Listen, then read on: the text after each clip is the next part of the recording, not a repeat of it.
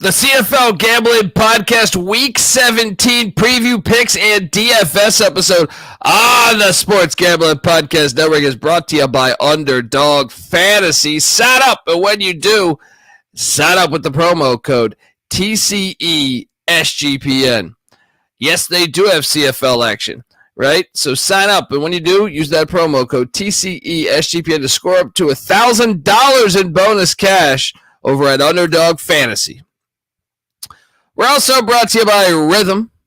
Get your free 7-day trial period today by going to sportsgamblingpodcast.com/rhythm. That's RITHMM. That's sportsgamblingpodcast.com/rhythm. Hey, everybody. Jim McMahon here, and you're listening to SGPN. Let it ride.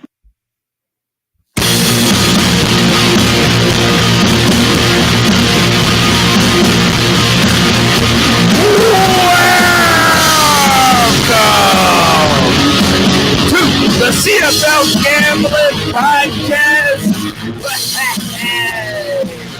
Excuse me, this sounds good.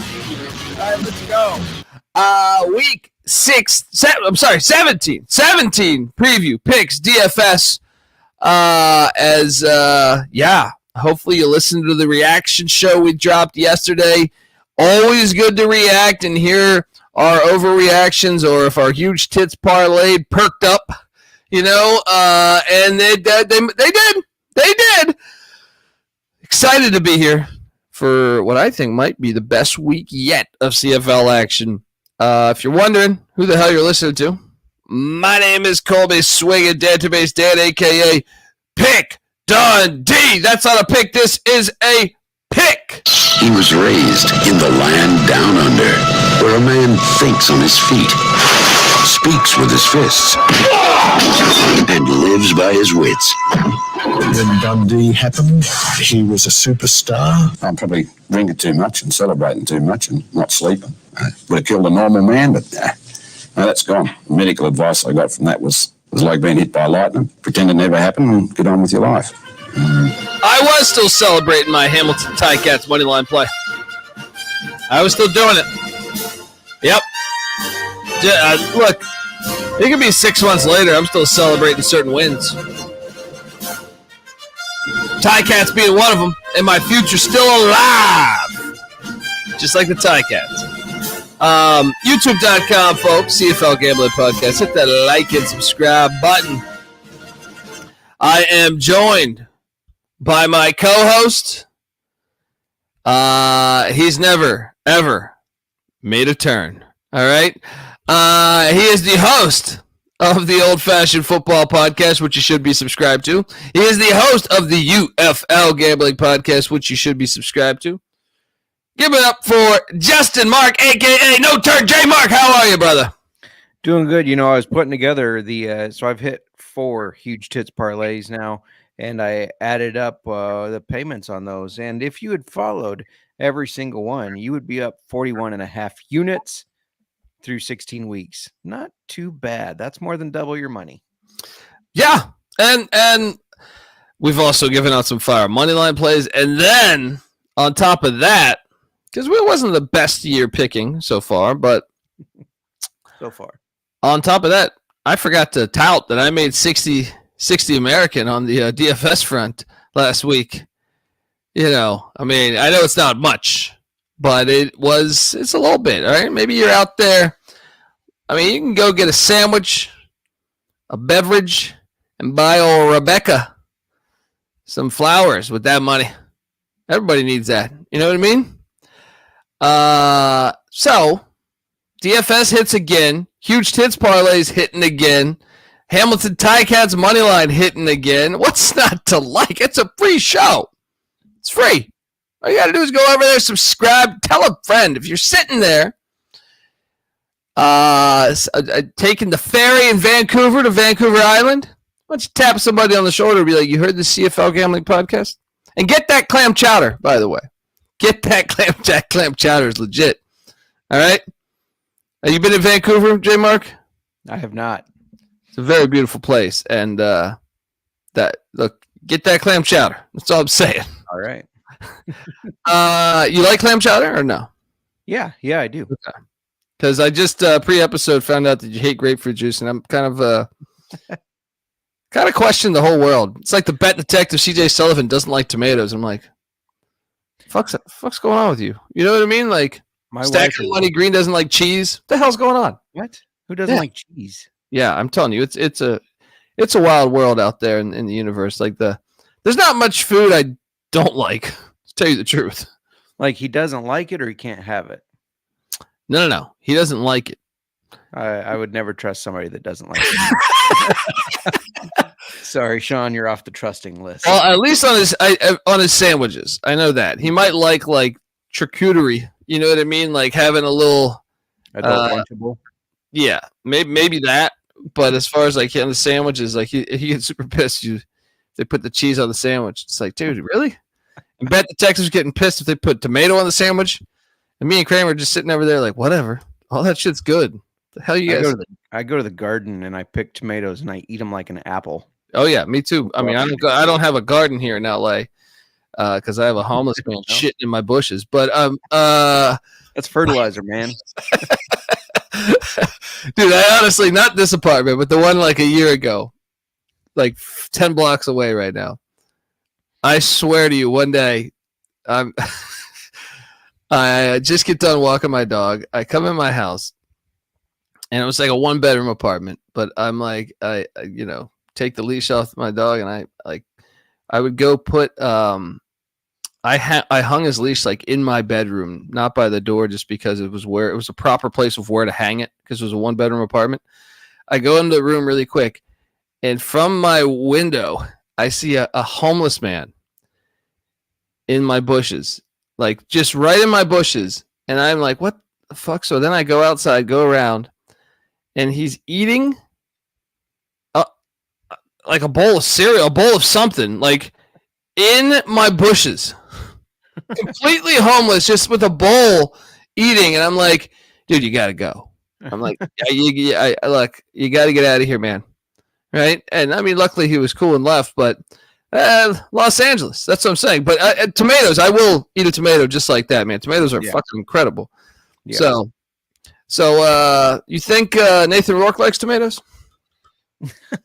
I bet he loves them. Because if he plays like shit, he might feel a few tomatoes there at that filthy, I don't know what the hell they call it. I call it the lion cage.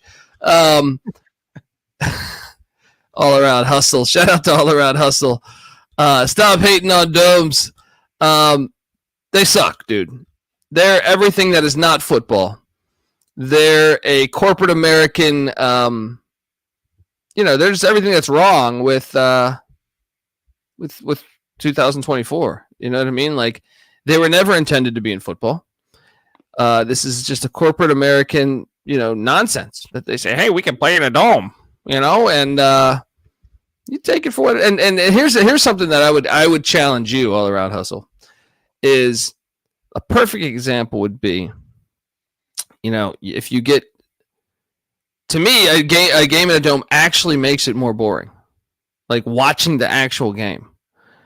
Like that, call me crazy, but like if you were to get the same matchup, like some of those years you'll get like the same matchup, one in the regular season and one in the playoffs, and one will be in a dome and one will be outside, and tell me which one you like more. All right, because I really believe aesthetically, but also just the feel. And I say this as someone. By the way, I've been to Ford Field. I've been to that Arizona Cardinal Stadium. I've been to Allegiant. I've been to, what else am I forgetting? Georgia Dome, right? All of them suck. Like, you go in there and I feel like I'm at like a fucking Target or something. You know what I mean? I'm just like, dude, I went to like one of the biggest bowl games. Like, I didn't just wake up with this opinion, folks. I got this opinion by my experiences. You know what I mean? And I stand by it because I really believe, like, I went to one of the biggest bowl games in the history of, or in college football that you can go to, the Fiesta Bowl. And I'm just sitting there and I'm just like third row and I'm like, man, this shit is boring. You know what I mean? I'm like, this shit is just, it's not, I don't feel like I'm viewing football. I feel like I'm just looking around. It was like an Instagram party. It was like corporations came there because look, we don't have to go out in the weather. And to quote the great John Madden, because John Madden was on my level. John Madden was he was anti-dome, anti-suites. He didn't think suites should be at football stadiums, right? And I think he's right, because he's saying, like, if you don't go to the game, why are you going to the game? You should be going to see the game. You should not be going for the party in the suites or, Allegiant Stadium where they have a fucking DJ and waitresses like you're going to a restaurant. You know what I mean? Like, I don't know. I could go on. J Mark, I'm curious. Your opinion. Have you been to a game in a dome before?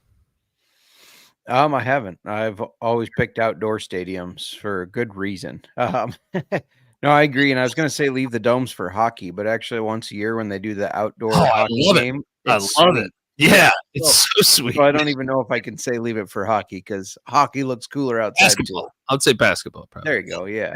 Yep. But I just feel like, I'm surprised more people don't have that. I mean, I will say this, since I've really, I state this all the time. I have gotten a lot of people that agree with me, but I just wondered, what would it take for them to, and then you see the certain franchises that leave to go to a dome. And to me, that's the worst. Because you got a sample of them before. You know what I mean? You saw the Vikings. Well, I don't know about most people listening to this, but certain teams, I remember the Falcons at Fulton County Stadium, and it was sunny. And to me, their uniforms popped in the sunshine. And and I don't even understand why you need a dome in Atlanta, right? So, there's certain teams that I would be okay if there was one team. I always thought the Houston Oilers kind of personified a dome team. They wore that fly ass pussy blue, right? That I liked, and they ran the run and shoot, so they were completely bought into the dome identity. I'd still prefer it to not, no dome, but I'm saying if you're gonna do a dome, I would like it to be one team. Now, when you have multiple teams, it's just it's too much for me. It's all boring. Well, they're all go into it. That's what I'm saying. It's it's the majority. I feel right now the Titans are building one. The Cleveland Browns, Chicago Bears. I've heard talks that the Cincinnati Bengals and Kansas City Chiefs are next. Jacksonville's doing it. So, and I've heard rumblings about the Redskins doing it. So it's that's a lot. I mean, what do you have left? You have Lambeau and what? Foxborough and Mile High. Yeah. And the Chiefs one is dumb because, when you play the Dolphins every year in the playoffs, it seems like, anyways, recently, and the Dolphins go on the road in early January and they can't play in the cold, why wouldn't you want to keep that advantage? And they have a classic stadium. They have one that's on the level of Lambeau. I do love Arrowhead Stadium. Yeah, Soldier's like that too. Even though Soldier lost some of its identity in the late '90s when they did that remodeling. Yeah. But it's still Soldier. The history. That's the thing that another thing that we could do. I could talk about for a while is how the NFL owners sold you on the fact that every 20 years you need to get a new stadium. That's bullshit. A perfect example of this, and I know we're way off the trajectory of where this episode should be, is SEC fans. You'll see SEC fans, right? And they all love their stadiums. They tout their stadiums. They brag about their stadiums. Bigger than NFL stadiums, right? Biggest football fields on planet Earth. So those stadiums minus Kentucky are all over 100 years old.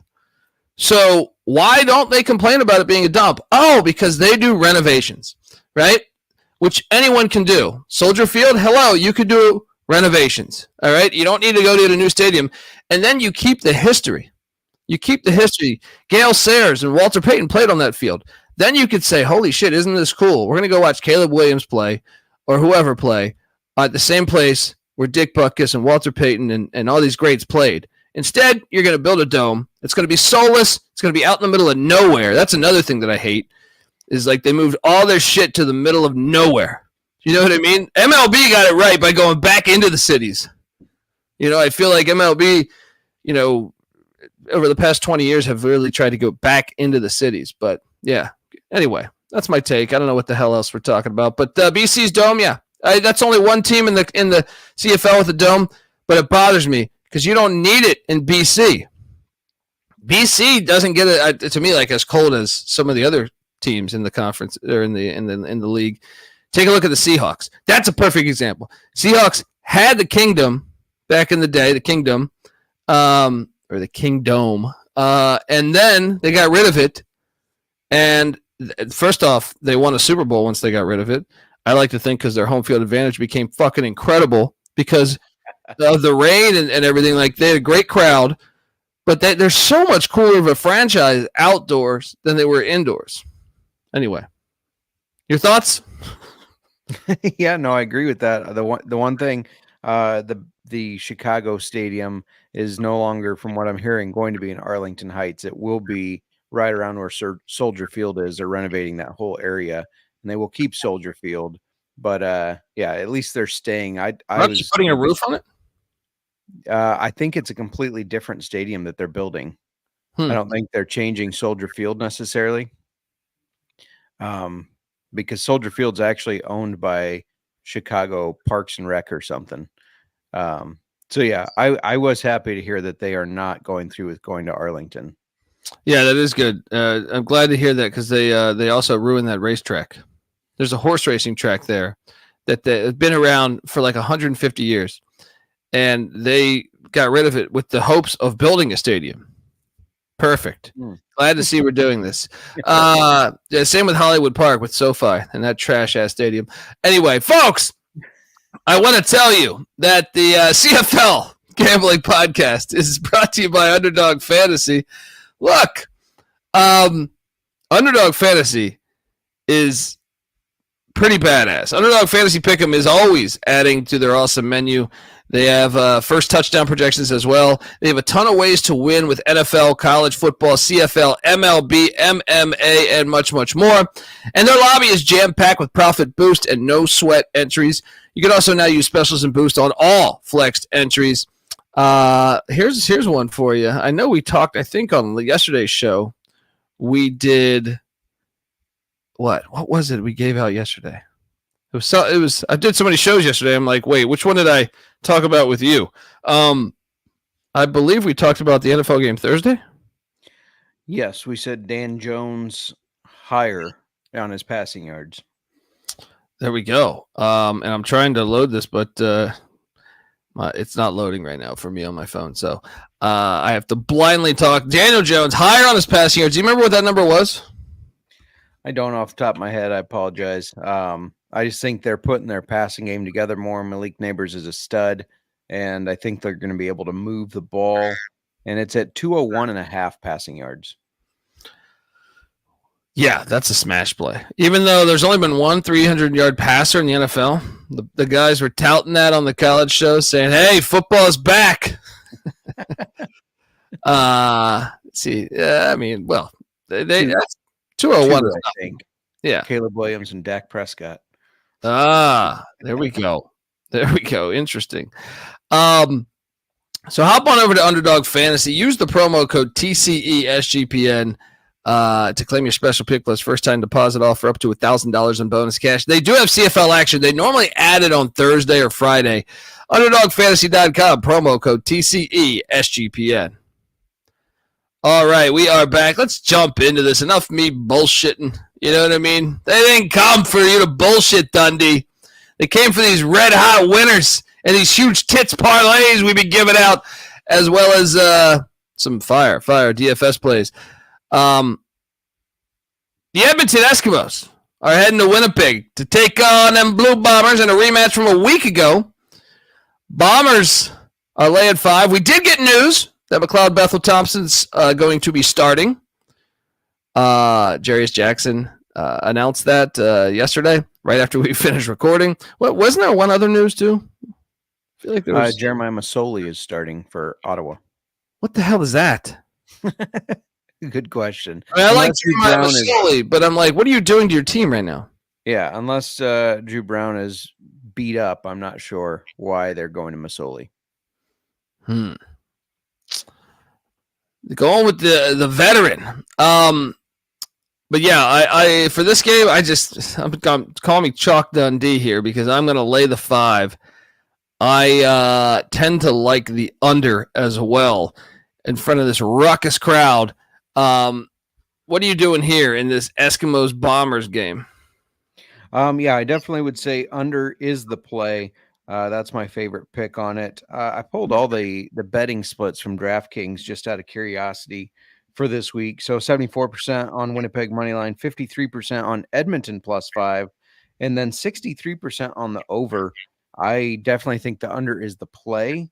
And because I think it's going to be under, slow paced, I think there's going to be a little backdoor cover here. Edmonton's going to lose, but I think they cover the 5 points. Wow. It was 27-14, obviously, a week ago. But I don't think you just walk into Manitoba at Princess Auto Stadium and get that dub. All right? So, yeah, give me those Bombers. Shout out to Robert Martin. I know he's a Bomber fan. He's hoping that this is for real. This is that they're going to get that Grey Cup, that 111th Grey Cup. Hamilton Ticats are heading to BC. This game, very interesting to me. BC starting Nathan Rourke. Not Vernon Adams. Rick Campbell's made that known. Ticats red hot. Can they continue to be red hot? They're catching 7. First off, this is going over 53.5. This is a good over here. I'm on the Ticats +7, and I actually think we should sprinkle that money line. Look, I really believe like BC. Who knows the pulse of that locker room right now? Now BC is very capable of beating the Ticats, but the Ticats do have the number 1 offense in the league, and both these defenses are similar. I mentioned this on yesterday's show. BC's defense is 1 yard better statistically, and that doesn't even include Hamilton's improved defense since they went out and got Chris Jones after being fired from the Eskimos. What are you doing here, J. Mark? Yeah, I'm with you on Hamilton +7. I think they showed that they got that fire last week. They're scrappy, I think is a good way to put it. And the defenses look much better. I know you love the over on this one, but I felt like this was a classic fade spot of taking the under. I don't know why. I just think it's going to be tough to get points on the board. I think both teams will be able to drive down the field, but maybe not finish their drive. So I'm going to take the under on this one. You should. What's that? You know they scored 72 points back when they played in July. I know. So you're asking them. Hamilton actually didn't have a defense then, though. They have a defense now. I'm just saying, you're asking them to score. Like, that's a big difference. And it's in the dome, which I actually think kind of fits Hamilton's offensive style. It's just a gut feeling. I got to go with my gut, Colby. So I'm taking the under. Okay. BC moneyline has 68% of the cash. Hamilton +7 is 66%. And the under actually is at 53.5%. See you on the other side, buddy, because I'm going to victory lane on this one. Yeah, love the Ticats here in this spot. Ottawa, and by the way, those 2 games are on Friday. Love this doubleheader here. Eskimos, Blue Bombers, Ticats, Lions. Saturday, it's always harder for me to watch these ones, but the Red Blacks are at the Rough Riders. Like we said, Drew Brown not starting for the Red Blacks. It's the ageless wonder, Jeremiah Masoli.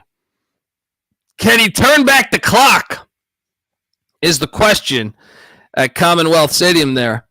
Corey Mace and Saskatchewan. You might remember this game from, I don't know, like a month ago or where it was a tie, which pissed me off. Probably heard me ranting about why do we have ties in sports, in football. I don't understand it, but yeah, these teams tied the last time. And I believe Masoli played that game too, actually. The more I think about it, I think Masoli played that game. That might be right because of a Drew Brown's injury. Yeah. Give me Ottawa. It's just you're getting a little bit too many points there. Probably a close game. Ottawa's coming off that loss to Montreal. I actually think Ottawa's the better team too. So it's like I understand it's on the road and maybe the Masoli shakeup has Ottawa playing at a shittier level, but I don't know. I just think Saskatchewan needs to prove it to me. Just because you beat Calgary doesn't mean anything to me. Give me the Red Blacks. I think it's worth that plus 160 moneyline play too. J Mark?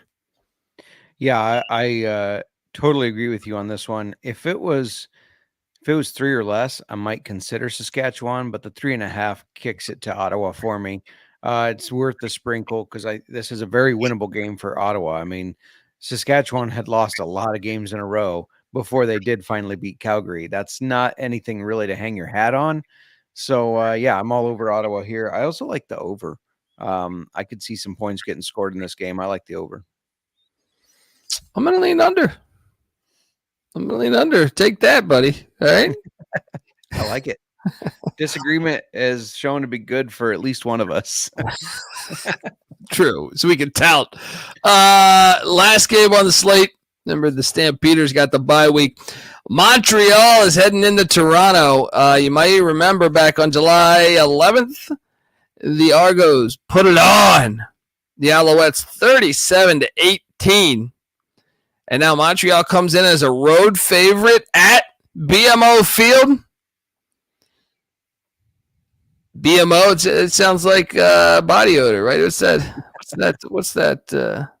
I forget the onslaught of initials there. That what would you say for some of the things?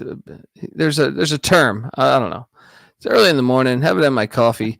It's fucking conversations. It all started with the dome shit. You know what I'm talking about. You know what I'm talking about. But I'm fascinated by this game, though. Because, look, Toronto, your time's running out. You better win this one, or these Ticats, with that 3-game edge against you. I'm going to get Toronto, though, to get even. You know, I'm fading Montreal every week. I feel like now they feel like they definitely have that spot locked up. So, give me the Argos at home. I also will take the under 52 in this one as well. What are you doing here, J Mark? And he fades them again. I thought you might have learned your lesson last week. Apparently not. That's fine. It's easy to see a tide turn. I guess it's not. Yeah. 57% are on Toronto money line, 100% on Montreal and the spread. I assume that's because if you're going to bet Toronto, you might as well bet the money line, not the spread. And over is 55%. I'm on Montreal. You know my saying. I'm contractually obligated to say it every podcast. Fuck Chad Kelly. Montreal is going to win this game and make him look like shit. I can't wait. And give me the over, too, because Toronto's defense can't stop many people, but their offense can score points. I'll give them that. I'll give that to Chad Kelly. So I think there's going to be points in this game. I like the over. That means we only agreed on one total, the first game, Edmonton and Winnipeg. And we only agreed on one game. No, 2 games. Sorry, Hamilton and Ottawa. Yeah. Look, I know you hit your little huge tits parlay last week. You're feeling good about yourself, but that's why I want to fade you. It's not sustainable. It's not sustainable based on our records this year. Folks, before we get to our DFS side of this, I want to tell you that the CFL Gambling Podcast is brought to you by BetUS. Bet with the best in the business, BetUS. BetUS has been around for more than 30 years. You can easily deposit using cryptocurrency and get lightning fast payouts. I mentioned I like Rutgers at home on Friday night against Washington. Support SGPN and get yourself access to another raid put by signing up at BetUS and use our link to sign up. And get this, you're going to get 125% deposit bonus on your first 3 deposits. What? That's insane. Go to sportsgamblingpodcast.com/BetUS. That's sportsgamblingpodcast.com/BetUS. Promo code SGPN so they know that we sent you. BetUS, America's favorite sportsbook. We're also brought to you by Rhythm. SGPN's proud partner Rhythm is the #1 AI-powered sports betting platform that helps provide bettors of all levels the ability to build custom predictive betting models in seconds and get predictions for betting on money lines, spreads, totals, props, all that good stuff. You can just sit back and copy the top performing model from the leaderboard, or you can build your own model and press that build the model for me, select what you like, and then Rhythm will give you predictions around that. And they'll give you predictions for every game and player prop, and they have a slew of stats, research, trend analysis to give you even more betting insight. I like the Army Black Knights Thursday night against the Temple Owls. Hop on over there, check that out. Claim your free 7-day trial period today by going to sportsgamblingpodcast.com/rhythm. That's RITHMM. That's sportsgamblingpodcast.com/rhythm. All right, we are back, and look, 4 times he's done it. 4 damn times. What about a lock, though? What about a lock? No, we'll do that after. And you know what? Sorry. And you know what?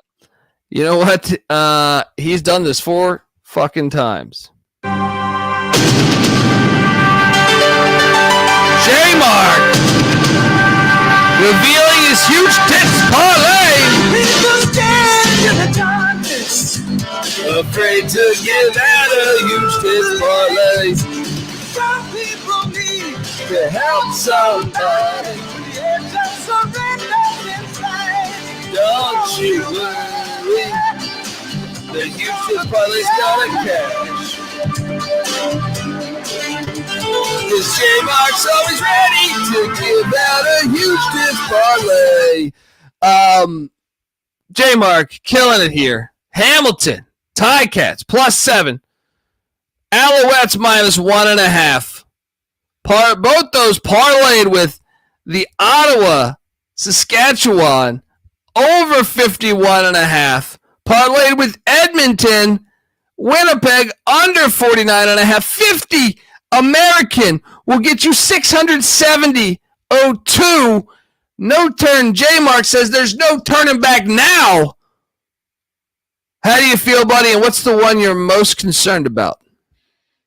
I'm feeling good about it. I think, when you take the +7, I think that's plenty of points for Hamilton. I don't believe in Toronto like you do, so Montreal makes me feel good.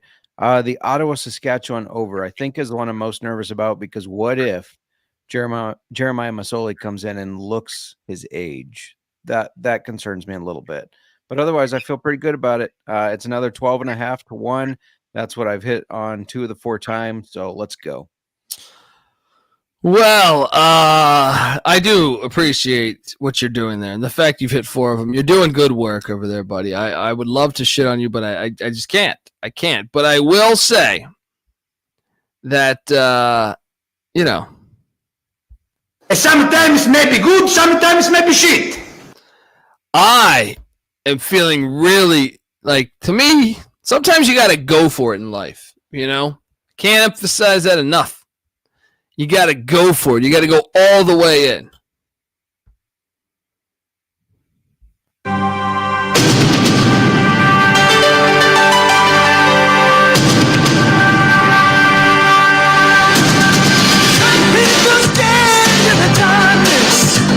Afraid to give out a huge tip parlay.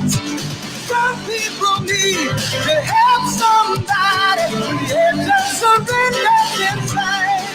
Don't you worry. Big Dundee's gonna get huge tips. Well, I won't get them on myself, but you know what I mean. Maybe. I might make so much money that I might go fucking crazy, and then just the next thing you know. Let me tell you something here. $50. Winnipeg, minus the points. Hamilton, money line, +285. Ottawa, money line, +160. Toronto, money line, +160. All of those parlayed. If you throw $50 down, you're making $1,956.55. Oh, yeah.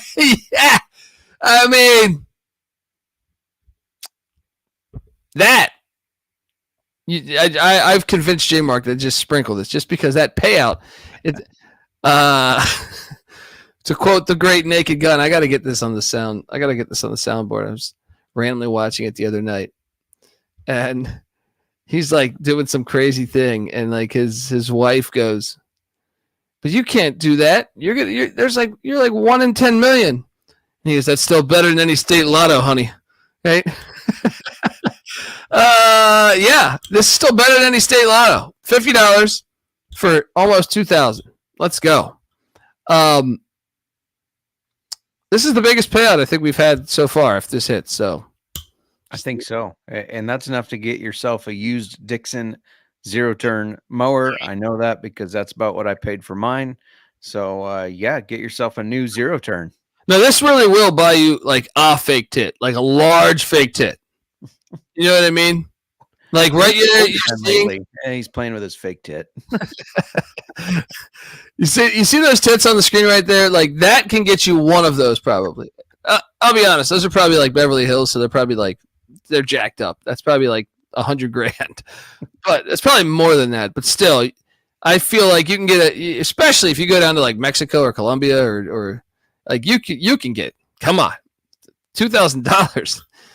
You can buy you can get a whole sack of fake tits. You know what I mean? You can walk around like you're fucking Kris Kringle. You know what I mean? With just a bunch of fake tits in a bag. I'm just saying. Might want to try it out. All right, let's get to DFS. What's that? No, just shout out to Nick Fortune. He does not need a zero-turn mower for his lawn, but a fake tit, maybe. Well, that makes a lot more sense. You can put it up on your shelf. I might have to do that for our show. Just get one fake tit and just put it up on the shelf back there next to like my bobblehead of Pete Rose. You know what I mean? That's a good idea. My wife will be wondering, what the fuck is that? Don't worry, honey. It's just a fake tit. She's going to think I murdered somebody. Going to read a story in the papers about some mannequin has been robbed of its tit. I mean, that is a strange thing. Why isn't there more fake tits on Manals? You know what I mean? It's a good question. Come home, yeah, I am a father. I can see my son just playing with a fake tit.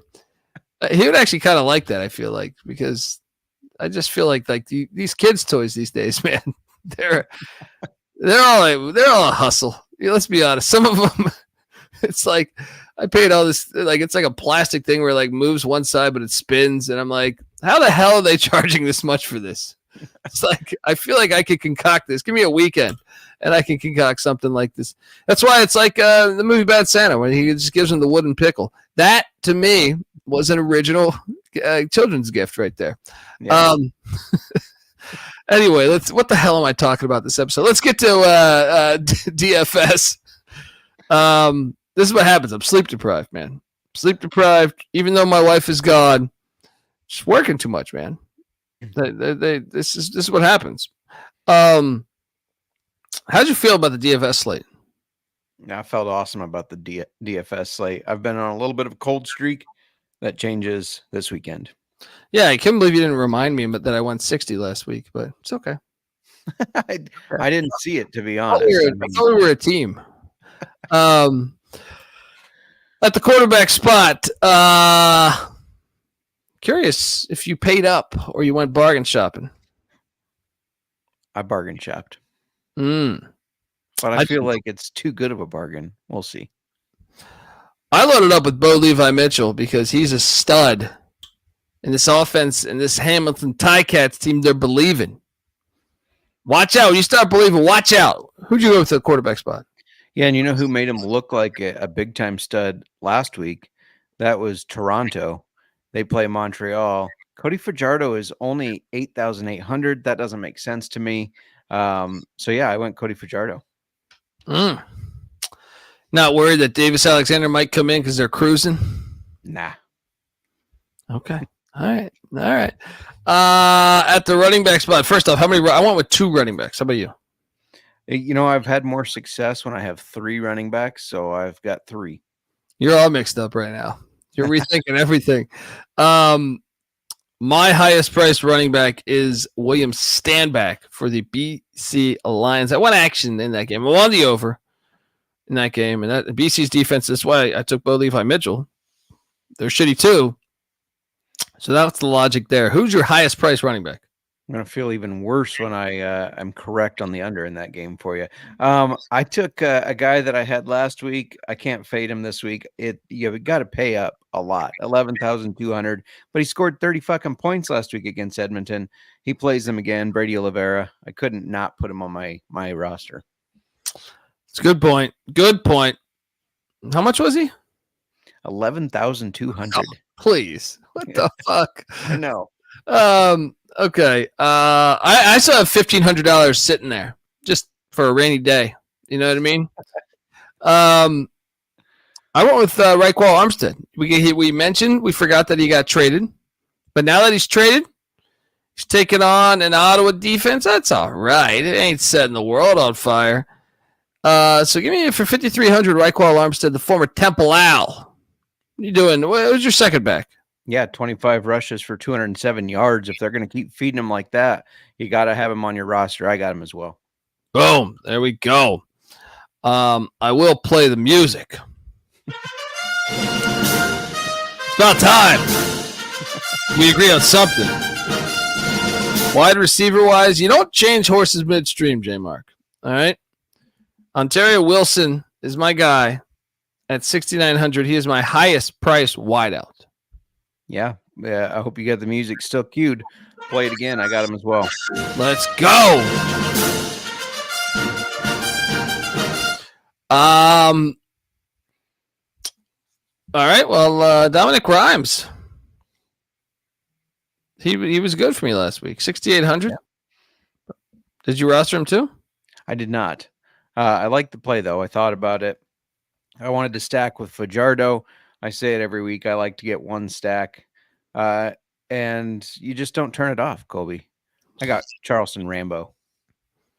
Oh, now it's about time that Nothing is over! Nothing! You just don't turn it off!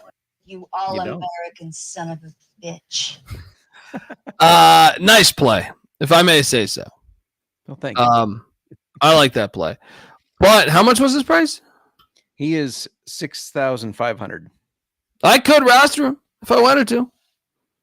But instead, I'm going DeMonte Coxey for the Toronto Argonauts. Just love my boy. My boy. All right. I'm curious, though. Yeah, no, that's a good play by me. Just going to go ahead and say this. All right, who's your final wideout? No more wideouts. I have my third running back. Javon Leake is doubtful. Doesn't sound like he's going to play. Justin Rankin will get the start again. I realize Winnipeg's got a good defense, but he scored 20 points on him last week. He always seems to sneak into the end zone every game. So, yeah, I got him for 5,200. Woo! There we go. I like that play. Defensively, Bombers all day. Get this Edmonton Eskimo bullshit out of here on the road. Ain't going to fly against these bombs. All right? So, give me the Blue Bombers defense. I will say, this defensive, like, I had the money to pay up for the Argos, which were the highest price for some reason. The Bombers were second, Alouettes third. But I was sitting there, and I was building a case. I thought about Saskatchewan, but I ended up going with Winnipeg because they're just so much better than the rest of the league statistically right now. What did you do here on the defensive side? Yeah, I thought about BC just to chase the sacks that Betts might bring in, but I'm right there with you. I have 2,100 left over, even though I rostered a $11,000 player, but I saved money on quarterback and the Bombers defense. I just feel like that's the one to have. So, yeah, 4,000 Bombers defense. Let's go. Let's fucking go. Look, as much as I agree and I want to play the music, when I think about your roster, You can't win! yes, we do have the same defense, though. Shout out to EB Steelers cracking me up with this Matt Sluka headed to the CFL. It's a college football joke. I can appreciate that. Check out the college football experience, folks. Also, let's give out a lock and a dog. What is the bet? Let's go back to the huge tits parlay and hold on. Let me just go past this and okay. Do you feel best about which game, J Mark? Montreal -1.5. Toronto's a bunch of posers. I haven't heard someone call someone a poser in fucking 20 years. Appreciate that. Am I dating myself? You should DM Chad Kelly. You fucking poser. No, that's a horrible play. Let me tell you, the real lock is the Ticats are definitely going to stay within this number. I think it's worth the money line play. I know it says -285 there. It's really +285. I just don't do anything right in life. But plus 285 is the play. And yeah, that's my dog too. Who's your dog? Who you got, the Ticats or what? I like the Ticats, but just to be different from you, I'll take Ottawa as my dog. I know it's not as big at plus 160, but I think this is a very winnable game for them. I would agree. This has been fun. We talked about domes. What else we talk about? We talked about why a fake tit belongs on a mantle. Yeah. Anything else before I just plug? Do you care to? What else is going on in your life there, buddy? What do you got on that shelf back there? I don't see a fake tit back there. No fake tits. A lot of whiskey stuff, some books, bear stuff. Is that a bobble? Do we have a bobblehead back there? Is that what I see? They're the Funko Pop things. Yeah, got a couple of them. I got Walter Payton, Mike Ditka, and can you show that to the camera, or is this a ridiculous order? Let me get it. Oh, I got you. Yeah, I got you. Walter Payton, the legend. That is great. Sweetness. Mike Ditka, the legend, and Jay Cutler, the legend. Oh, that's fantastic. That is fantastic. And if you, I read as a kid or as a high schooler, probably maybe a middle schooler, Never Die Easy by it's a Walter Payton book based, I think, somewhat. I don't think he wrote it, but he was there sitting on a couch having cocktails probably when they made it. But so it's great read. Great read. Walter Payton's the greatest. Also read Ditka. I know he has several books out, and I don't know that he wrote these ones either, now that I think about this. But let me see if I can quickly show these great books. Yeah, there we go. This is great. This is actually a good story too behind this one. Well, at least for me. For the audience, it's going to be horrible. But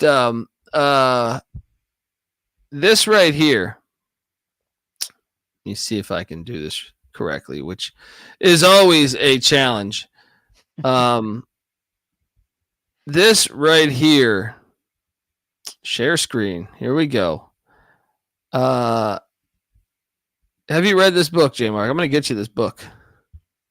I believe I have, actually. I know my dad has it. Yeah, that's fire right there. Look at that hair. I want hair like that. This is a fire book. All right. And my story on getting this book was I was at a dive bar in Tijuana. This was all good stories start. This was on the like randomly like where you would put magazines to read and stuff. Like they just had a bunch of shit there for you to read.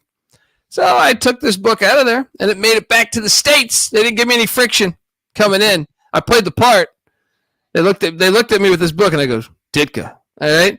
And but I just was kind of blown away that they had this on the shelf or on the table just for anyone to read in Tijuana, Mexico, in English too. What my guess is that we had some soldiers down there, some naval officers, perhaps enjoying the highlights of Tijuana nightlife. And someone brought their Ditka book along, and they probably decided if I had to make the guess, some scattered ass might have gotten in the way, and they left their Ditka book behind, and I reaped the benefits there. Folks, he is J Mark, Justin Mark. Give him a follow on Twitter at JMarkFootball. Check out the Old Fashioned Football Podcast. Check out that Ditka book. And also check out the UFL Gambling Podcast. What do you guys got going on the Old Fashioned Football Podcast this week? Yeah, every week, fantasy football, whiskey, and NFL best bets. Monday night, we're coming off, I think it was 16.5 units in wins out of just 6 bets that we gave out. So we're on a bit of a heater. So make sure you tail us, watch that. And yeah, talking whiskey, drinking whiskey, just football and whiskey, man. Mike Ditka would like that. Oh yeah. By reading that book, I felt like that you just summed up the book in a way. Check out the Old Fashioned Football Podcast. I'm on Twitter at TheColbyD. The CFL Gambling Podcast is on Twitter at CFL Gambling Pod. Check out the College Football Experience, Sports Gambling Podcast, all that good stuff. Can't wait for these games. Best weekend yet. Till next time, this is the CFL Gambling Podcast. You better start thinking about yours. And we out of here. Run and shoot. We can really run and shoot. And the whole team's looking and the whole world's looking with the gamblers. Run and shoot. We can really run and shoot. And you know what you're getting, cause the book's rewritten with the gamblers.